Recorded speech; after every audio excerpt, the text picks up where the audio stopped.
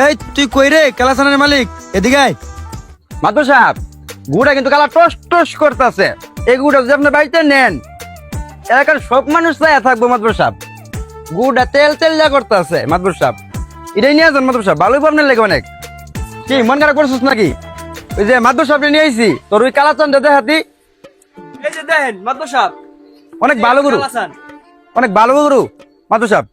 গরু তো আমার মোটামুটি পছন্দ হয়েছে। গরুর দাম কত কও? জিগাও কত বেচবো? গরু কত না কো?